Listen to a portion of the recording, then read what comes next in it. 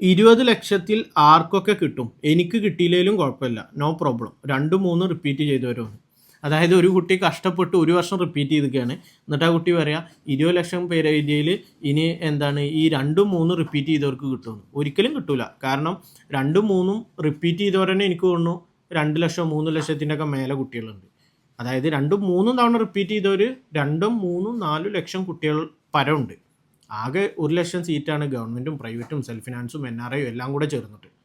So ഒരു കുട്ടി ഒരു വർഷം റിപ്പീറ്റ് ചെയ്താൽ തന്നെ ആ കുട്ടിക്ക് കിട്ടാനുള്ള ചാൻസ് കുറവാണ്. കാരണം 2 തവണയും 3 തവണയും 4 തവണയും റിപ്പീറ്റ് ചെയ്തവർ 2-3 ലക്ഷം ആൾക്കാരുണ്ട്.